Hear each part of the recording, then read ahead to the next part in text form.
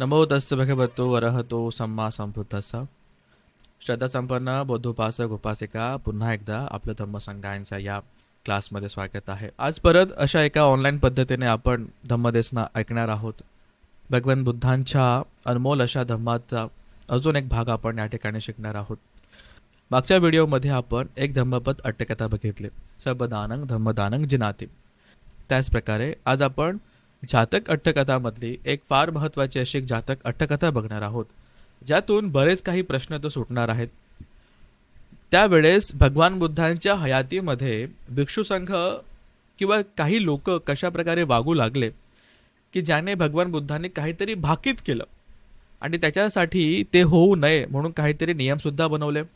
आणि त्याचबरोबर कोणाचा मान सन्मान केला पाहिजे, कोणाला मानपान दिला गेला पाहिजे, का जो वयाने मोठा असतो त्याला मानपान दिला गेला पाहिजे, का जो शिलाने मोठा असतो त्याला मानपान दिला गेला पाहिजे, याचे खूप चांगले उत्तरं भगवंताने या ठिकाणी एका जातक अट्टकथेतून खूप चांगल्या प्रकारे सांगितले. ते आपण या ठिकाणी बघूया. त्याचबरोबर धम्मसंगायनचे हे व्हिडिओज जर तुम्हाला आवडत असतील, काहीतरी लाभ होत असेल, तर नक्कीच याला इतर 2 लोकांपर्यंत शेअर करा, चॅनलला सबस्क्राईब करा. त्याचबरोबर आत्ताच धम्मसंगायनचा पालीचा व्याकरणाचा सर्टिफिकेट कोर्स आत्ता संपलेला आहे मागच्या महिन्यामध्ये, आणि 27 तारखेपासून, हो परवापासून 27 एप्रिलपासून आपण अभिधम्मत्त संघो या सर्टिफिकेट कोर्सची सुरुवात करत आहोत. अभिधम्मत्त संघो फार बराच मोठा ग्रंथ आहे, फार महत्त्वाचा ग्रंथ आहे. या ग्रंथातील महत्त्वाचे 5 भाग आपण या ठिकाणी घेतोय. चित्त, चेतसिका, रूप, निब्बाण आणि पकिण्डक असा चॅप्टर आहे. एकूण 28 लेक्चर याच्यामध्ये होतील कमीत कमी, आणि शेवटी ऑक्टोबर महिन्याच्या शेवटी किंवा नोव्हेंबरमध्ये आपण एक फायनल टेस्ट घेऊया आणि सर्टिफिकेट कोर्स या ठिकाणी संपेल. असा हा 6 ते 7 महिन्यांचा पूर्ण सर्टिफिकेट कोर्स आहे. जे लोक विपश्यना करतायत, जे लोक आनापान करतायत, ज्यांना पुढे गंभीर विपश्यना करायची आहेत, अशा लोकांसाठी हा कोर्स फार महत्त्वाचा आहे. त्याचबरोबर ज्यांना धम्मामध्ये श्रद्धा आहे, धम्म शिकायचं आहे, पालन करायचं आहे, खूप सारं मोटिवेशन पाहिजे, चित्ताची प्रवृत्ती त्यांना ओळखायची आहे, कशा प्रकारे चित्त काम करतं, कशा प्रकारे रूप बनलेलं असतं, कशा प्रकारे निब्बाण असतं, आणि इतर काही महत्त्वाच्या गोष्टी, महत्त्वाचे विषय आपण ह्या आपल्या सर्टिफिकेट कोर्समध्ये अभिधम्मत्त संघोमध्ये शिकणार आहोत. फक्त वाचून नाही तर समजून घेणार आहोत खूप चांगल्या प्रकारे, आणि याची पुन्हा पुन्हा रिव्हिजनसुद्धा करणार आहोत. ज्यांना शक्य असेल त्यांनी नक्कीच या सर्टिफिकेट कोर्समध्ये ॲडमिशन घ्यावं किंवा इतरांपर्यंत याची माहिती पोचवावी. त्याचबरोबर धम्मसंगायनला बरेच श्रद्धासंपन्न उपासक उपासिका दान पाठवत असतात. आपण सुद्धा या दानामध्ये सहकार्य करू शकतात. सगळ्या दानदात्यांचं खूप खूप धन्यवाद, खूप खूप साधुकार. आता या ठिकाणी जे जातक आपण बघणार आहोत ते आहे तित्तीर जातक वर्णना. तित्तीर तर तित्तीर नावाचा पक्षी आहे, हिंदीमध्ये किंवा पालीमध्ये त्याला तित्तीर असं म्हणतात. याच्यावरती ही स्टोरी आहे. आणि जातक नंबर 37 नंबरचं जातक आपण या ठिकाणी बघतोय. खूप छान गोष्ट आहे, खूप छान कथा आहे, आणि खूप काही शिकायला सुद्धा यातून आपल्याला मिळणार आहे. कसं, जे वुड्ढंग अपचायन्ति इदं सत्था. आता वुड्ढ या शब्दावरचा अनुस्वार पुढे कॅरी फॉरवर्ड झाला समजा, तर तिथे अचा म झाला म्हणून तो वुड्ढ म पचायन्ति असा शब्द आहे, पण ॲक्च्युअलमध्ये तो वुड्ढंग अपचायन्ति, अपचायन. ज्या लोकांनी 10 कुशल कम्माचे व्हिडिओ बघितले असतील त्यातला अपचायन हा एक कुशल कम्म आहे. याच्यावरती आपण अजून चर्चा करूया पुढे. इदं सत्था सावध्यं गच्छन्तो सारिपुत्त थेरस सेनासन पटी बाहनं आरभ कथेसे.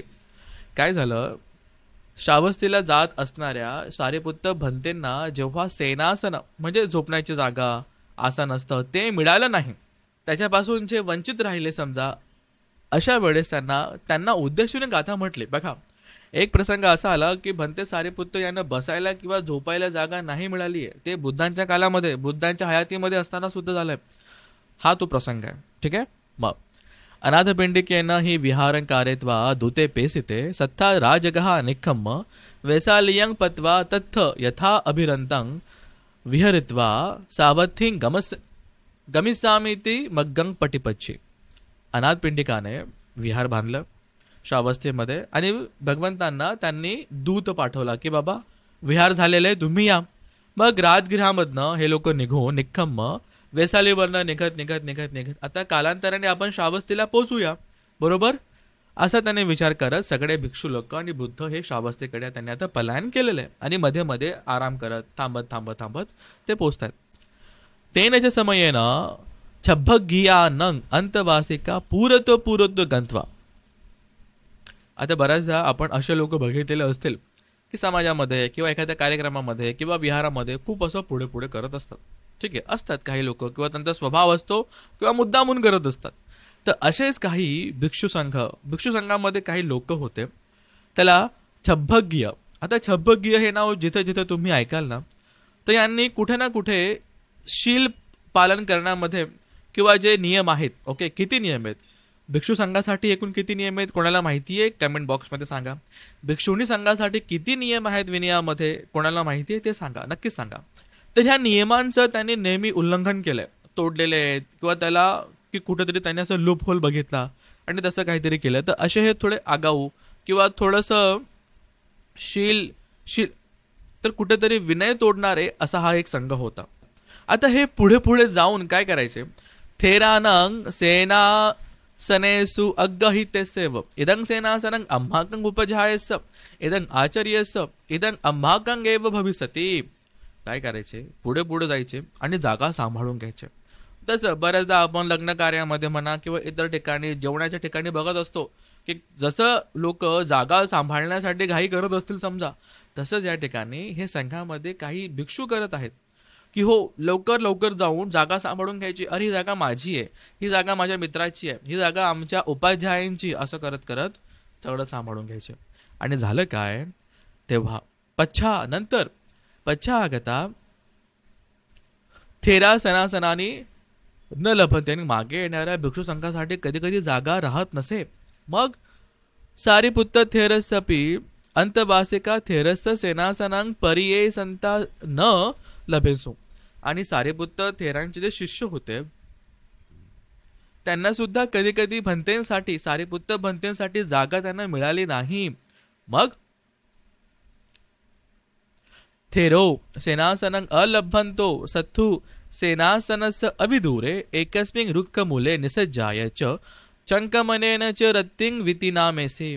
आता भंते सारीपुत्तांना जागा भेटलेली नाहीये. बघा, धर्मसेनापती सारीपुत्त भंतेंना झोपण्यासाठी जागा भेटलेली नाहीये. तर भंतेंनी काय केलं, भंते बुद्धांच्या खूपच जवळच, ज्या ठिकाणी बुद्ध झोपणार होते, थांबणार होते, त्याच्या खूपच जवळच एका झाडाखाली बसून किंवा रात्री चंक्रमण करून त्यांनी पूर्ण रात्र व्यतीत केली. बसून किंवा चंक्रमण करून. बघा, सारीपुत्त भंतेंवरती अशी वेळ आलेली आहे. का आलेली आहे? काही लोकांमुळे. आता बुद्ध याला पुढे सांगतीलच आणि काहीतरी नियम बनवतीलच, पण बघा भगवान बुद्धांच्या हयातीमध्ये असं सुद्धा झालेलं आहे की धर्मसेनापती यांना झोपायला जागा भेटली नाहीये. ठीक आहे, काही लोकांच्या स्वार्थामुळे. ठीक आहे, बघू पुढे. पण त्यांनी रात्रभर चंक्रमण करत म्हणा किंवा झाडाखाली रात्र व्यतीत केली. आता सकाळ झाली. सत्ता पच्चू समये निखमित्वा उक्कासी, की सकाळी सकाळी आता भगवंत उठले. सकाळी म्हणजे रात्रीच्या 3ऱ्या प्रहारामध्ये, खूपच सकाळी, ज्याला लोक ब्रह्ममुहूर्त म्हणतात समजा, अशा वेळेस उठले. झालं.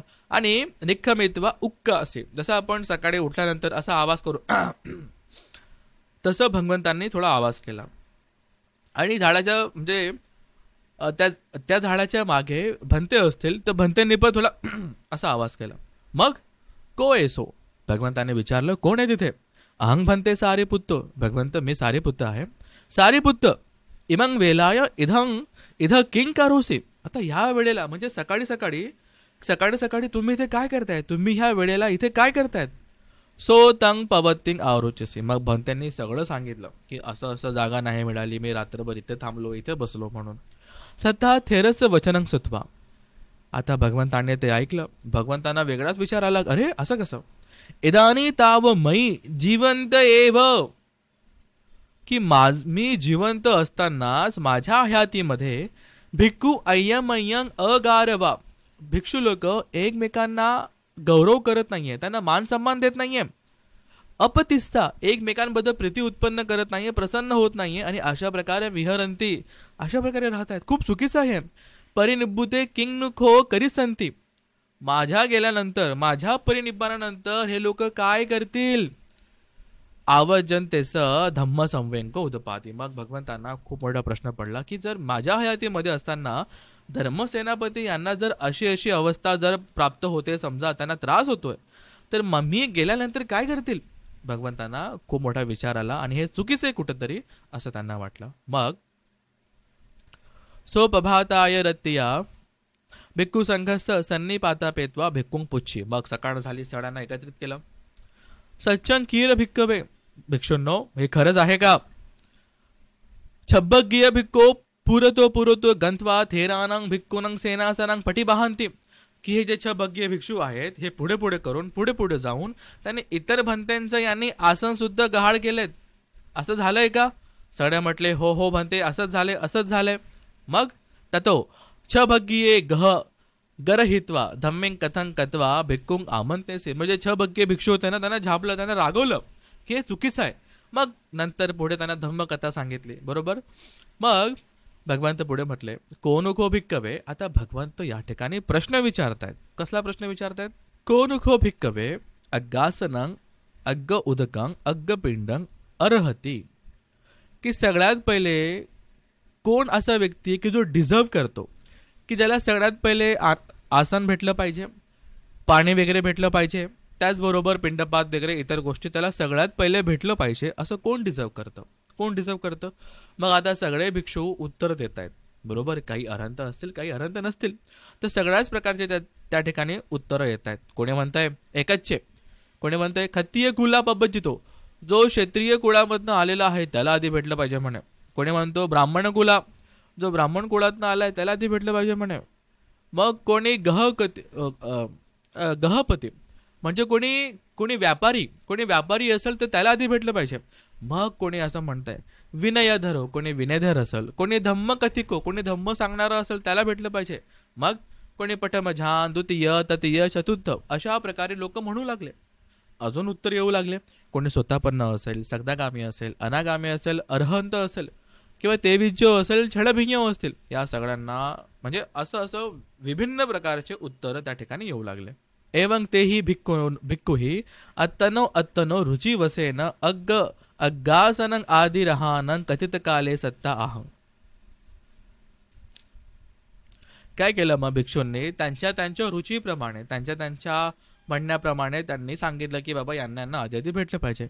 मग याच्यावरती भगवंत काय म्हणतात? किती महत्वाचं आहे बघा. आता पण खूप लागू पडतंय बघा. न भिक्कवे मह्यं शासने अग्गासना दिनी पत्वा खत्तीय कुला पब्बजितो पमाणं न ब्राह्मण कुला पब्बजितो न गहपति कुला पब्बजितो न विनयधरो न सुत्तंतिको न अभिधम्मिको न पठमझान आदि लाभिनो न स्वतापन्न दयो पमाणं. अथ को भिक्कवे इमस्मिन् शासने यथा वुड्ढं अभिवादनं पच्चुट्ठानं अंजलिकम्मं सामिचिकम्मं कातब्बं अग्गासनं अग्गोदकं अग्गपिंडो लद्धब्बो. भगवंत म्हणतात की भिक्षूंनो, माझ्या या शासनामध्ये कोणी क्षेत्रीय असेल, कोणी ब्राह्मण कुळातला असेल, कोणी गहपती असेल, कोणी विनयधर असेल, कोणी सुत्त सांगणारा असो, कोणी धम्म सांगणारा असो, कोणी अमिधम्म सांगणारा असो, कोणी पठम द्वितीय तृतीय चतुर्थ झानवाला असो किंवा स्वतःपन्न असो किंवा इतर काही असो, तर ह्याच्यावरून त्यांचा मानपान किंवा त्यांना हे सगळं डिझर्व होत नाहीये. तर का होतंय? यथावुद्धं, जो जसा मोठा आहे तसं त्यांना या सगळ्या गोष्टी भेटल्या पाहिजे. त्यांना त्या ठाणावरती ठेवलं पाहिजे. पच्चुट्ठानं मग अंजली कम्मंग, त्यांना त्यांची पूजा अर्चना केली गेली पाहिजे. सामीची कम्मंग, त्यांना मानपान दिला गेला पाहिजे आणि त्यांनाच या सगळ्या गोष्टी पुन्हा पुन्हा परत सगळ्यात आधी दिलं गेलं पाहिजे, असं या ठिकाणी भगवंत सांगतात. आणि मग यथावुद्धं, भगवंतांनी यथावुद्धं शब्द वापरलाय. हा पुढे त्यांनी खूप चांगल्या प्रकारे जातक सांगत असताना एक्सप्लेन सुद्धा केलाय, तो सुद्धा आपण बघूया. मग इदानीकोपन भिक्कवे सारेपुत्र मह्यं अग्ग सावको, की माझा सारेपुत्र अग्रशावक आहे, धर्मसेनापती. हा कसा आहे? अनुधम्म चक्क पवत्तको. आता धम्मचक्क पवत्तन फक्त बुद्ध करू शकतात. हो, फक्त बुद्ध धम्मचक्क पवत्तन करू शकतात. आणि सारेपुत्र पंतांनी अनुधम्म चक्क पवत्तको, की म्हणजे जितका मोठा धम्मचक्क पवत्तन केल्यानंतर एखाद्या गोष्टीचा इम्पॅक्ट होतो, तसाच सारीपुत्र भंतेंचा सुद्धा होऊ शकतो. म्हणून त्यांना अनुधम्मचक्क पवत्तको मम नंतरं, की माझ्यानंतर सेनासनं लद्धुंग रहते, की सारीपुत्त बनते हे यांना माझ्यानंतर काहीतरी प्राप्त झालं पाहिजे असं ते डिझर्व करतात. सो इमंग रत्ती सेनासनं अलभंत रुक्ख मुले वितिनामेसे. आज रात्री त्यांना आसन भेटलेलं नाहीये आणि त्यांनी झाडाखाली बसून त्यांनी रात्र व्यतीत केली आहे. तुम्हे इदानेव एवं अगारावा अपतिस्था गच्छन्ते गच्छन्ते काले किंती कत्वा विहरसती. तुम्ही या ठिकाणी अशाच प्रकारे जर तुम्ही भिक्षूंचा अपमान करत असाल, तुम्ही गौरव करत नसाल, आदर सन्मान देत नसाल, तर पुढे पुढे जाऊन गच्छन्ते गच्छन्ते पुढे पुढे जाऊन तुम्ही कशा प्रकारे राहाल असं या ठिकाणी भंते सांगतायत, बुद्ध सांगतायत. आता विचार करा, भगवंतांच्या हयातीमध्ये असं सगळं होत होतं, आज सुद्धा असं होतंय का? बरोबर, हे सुद्धा आपण बघितलं पाहिजे की आपल्यापेक्षा जो वयाने मोठा असेल किंवा शीलाने मोठा असेल, धम्माने मोठा असेल, खरंच त्यांचा लोक आदर सन्मान करतायत का? इथे वय नाहीये, इथे कोण किती शीलाने मोठा आहे, धम्माने मोठा आहे असं काहीतरी असेल तर लोक खरंच त्याचा मान सन्मान करतायत का? बरोबर, हे सगळं बघण्यासारखं आहे. बघ पुढे भगवान म्हणतात, पुब्बे भिक्कवे तिरेच्छान गतापि, की आम्ही तिरेच्छानामध्ये होतो तेव्हा सुद्धा न कोपनेतं अम्हाकं पतिरूपकं यं मयं अय्यमयं अगारवा अपतिस्सा असभागवुत्तिनो विहरयाम अम्मेसुं महल्लकत्तरं जानित्वा तस्य अभिवादनादेने करिसामाति साधुकं विमंसित्वा अयं नो महल्लकोति यत्वा तस्य अभिवादनादेने कत्वा देवपथं पूरयमाना गताति. की जेव्हा आम्ही तिरेच्छानमध्ये होतो तर तोपर्यंत आम्ही काय करायचो की आमच्यातला मोठा कोण आहे, अंभाकं पतिरूपकं, की आम्ही एकमेकांमधला मोठा कोण आहे तोपर्यंत जाणत नव्हतो. तर हे चुकीचं होतं, हे चुकीचं होतं. पण जेव्हापासून आम्ही ओळखलं की आमच्यामध्ये महल्लक मोठा कोण आहे वयामध्ये, गुणांमध्ये, आणि जेव्हापासून आम्ही त्याला अभिवादन करायला सुरू केलं तेव्हापासून खूप चांगल्या प्रकारे आम्ही एकमेकांचा मान सन्मान करायला लागलो. अशा प्रकारचं एक उदाहरण या ठिकाणी भगवंत देत आहेत. आणि असं सांगून आता भगवंत या ठिकाणी त्यांचं जातक अट्टकथा म्हणजे जातक सांगतात की मागच्या जन्मामध्ये काय काय झालं होतं. तर हे तितीर जातक अतीत कथा आहे, हे या ठिकाणी सुरू होते. कसं बघा, अतिते हेमवंत पदेसे एकं महानिग्रोध उपनिसाय तयो सहाय विहरंसो. पूर्वी हेमवंत प्रदेशामध्ये 3 प्रकारचे मित्र राहत होते. कोणते 3 मित्र होते? तित्तिरो नावाचा पक्षी होता, मक्कडो म्हणजे माकड होता, आणि हत्ती होता. 3 मित्र होते. आता ते अय्यमय्यं अगारवा अपतिस्सा असभागवुत्तिनो अहिंसो. ते कोणी एकमेकांचा मान सन्मान करत नसे, मानपान देत नसे, वेगळे वेगळे. मग अथ नैसं एतद होसे. त्यांना एका दिवशी असं वाटलं, न युक्तं अम्हाकं एव विहरंतुं, आपण सगळे असं राहणं आहे ना फार चुकीचं आहे, हे बरोबर नाहीये. कसं की आपण एकमेकांचा मान सन्मान करतच नाहीये, मानपान देतच नाहीये. मग कोण मोठे, कोण लहान आहे, कोण श्रद्धावान आहे, कोण सिलवान आहे, नाही माहिती आपल्याला. मग येनुनं मयं यो नो महल्लकतरो तस्य अभिवादन आदेनी करोंता विहर्याम. की जो कोणी मोठा असेल ना त्याला आपण त्याचा मानपान दिला गेला पाहिजे, त्याला अभिवादन केलं गेलं पाहिजे, असं तिघं लोक डिस्कस करतात. हो, कोपननो महल्लकोत्तरो चिंतेत्वा एक दिवसं अथेस्तो उपाय होते तयोपि जना निग्रोध मूले निसितित्वा तित्तरोच मक्कटोच हत्तींसु पुची. मग आता आपल्या तिघांपेक्षा कोण मोठा आहे याच्यासाठी 2 लोकांनी एकाला प्रश्न विचारला. कोण? पहिले 2 कोण होते? की इथे तित्तर पक्षी आणि मक्कट माकड यांनी आता हत्तीला विचारलं की सम्महत्ती त्वं इमं निग्रोध रुक्खं कीव प्रमाणं कालतो पठ्ठाय जानासे. हे मित्रा, हत्ती मित्रा, तू ह्या झाडाला कधीपासून ओळखतो म्हणे. ठीक आहे, मग आता हत्ती उत्तर देतो, सम्मा मित्रांनो, अहं तरुण पोतक काले इमं निग्रोध गच्छं अंतर सत्थीसु कत्वा गच्छमे. की जेव्हा मी खूपच तरुण होतो ना तर काय व्हायचं, मी चालत असताना ना मी याच्यावरनं चालत जायचो. समजा हत्ती ते झाड एवढं असेल तर हत्ती आरामात त्याच्यावर असं चालत जात असेल असं. मग अवतिथरता, मी थोडासा मोठा झालो समजा, तिथं कालेच्या पनमे एतच अग्ग शाखा नाभिंग घट्टिती. मी जेव्हा थोडासा मोठा झालो समजा तर तेव्हा एकदम तरुण काळामध्ये याची जी अग्ग शाखा म्हणजे त्या झाडाचं टोक माझ्या नाभीला लागत असे, माझ्या पोटाला लागत असे. एव अहं इमं गच्छत कालत पठ्ठाय जानामे. की मी ह्या काळापासून मी झाडाला ओळखतोय. ठीक आहे, म्हणजे झाड त्याच्या पोटाला लागत होतं त्या काळापासून हत्ती त्या झाडाला ओळखतोय. बरोबर. मग बाकीच्या दोघांनी माकडाला विचारा. मग माकड म्हणतो, सो अहं सम्मा मक्कट छापको सयामो भूमियं निषेधित्वा गिवं अनुक्षिपित्वाव इमस निग्रोध पोतकस अंगुरंके खादामे एवं एवं कुद्दक कालतो पठाय जानामे. की जेव्हा मी भूमीवर बसून म्हणजे जमिनीवर बसून माझी मान वर न करता अनुक्षिप्पित्वाव माझी मान वर न करता मी असाचा असा काय करायचो मी निग्रोध पोत कसं अंगुरके ज्या निग्रोध झाडाला म्हणजे समान हाईटवरती बसून असं बसून मी त्या झाडाचे अंकुर तोडायचो. तो तो तेव्हापासून मी ह्या झाडाला ओळखतो. म्हणजे समजा माकड झाडावरती बसलाय, सॉरी माकड हे जमिनीवरती बसलाय, त्याची हाईट किती असेल 3 फूट. त्याच्या डोळ्याच्या सेम लेवलवरती ते झाड आहे म्हणजे 3 फुटाचंच आहे आणि बसूनच मान वर न करता म्हणजे झाड इतकं मोठं पण नाही आहे, झाड लहानच आहे, त्याचे अंकुर तोडून तोडून तो खातोय. म्हणजे झाड पण 3 फुटाचं आणि हे माकड पण 3 फुटाचं समजा.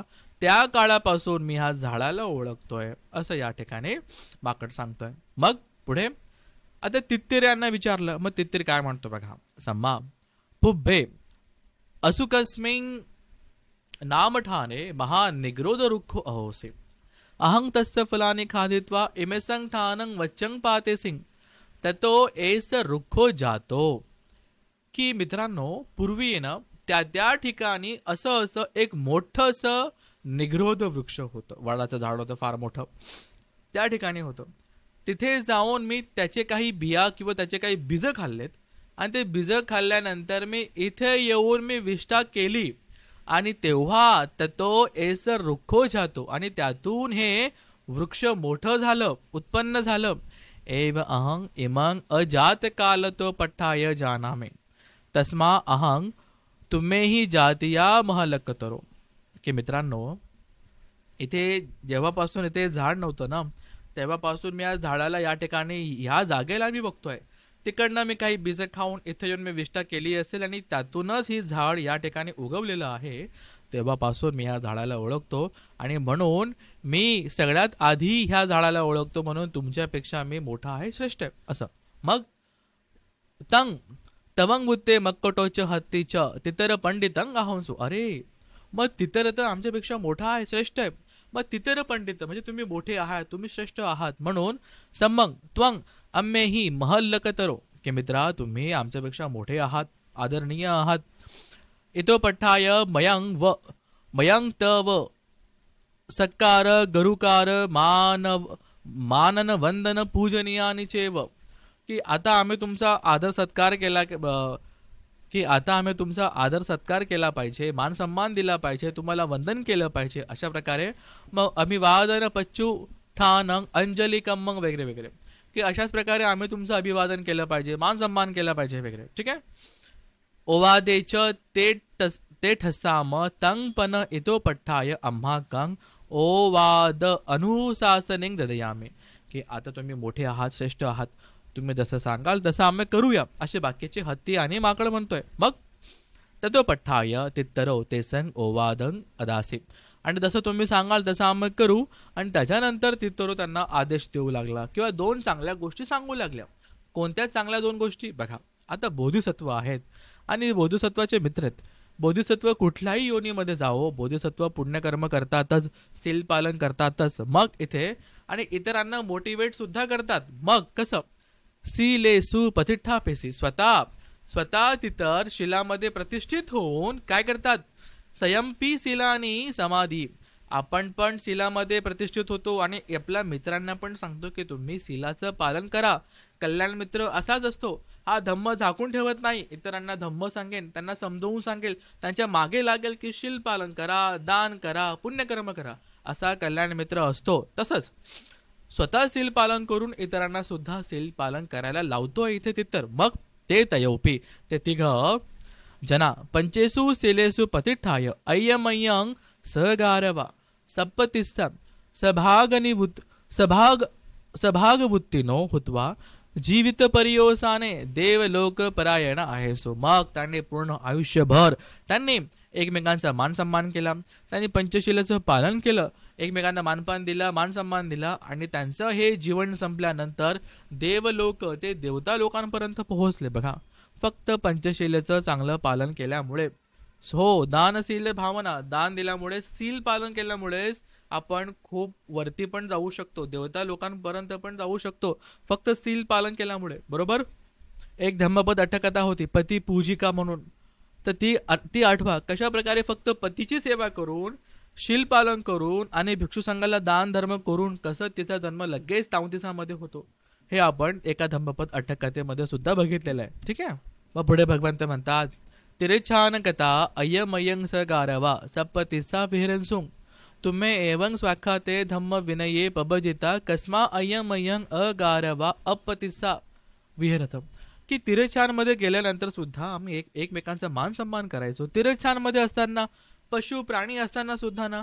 पण तुम्ही तर इतका चांगल्या संघामध्ये आलेले आहात, तर तुम्ही असं का वागताय भिक्षूंनो, बुद्ध सांगतात.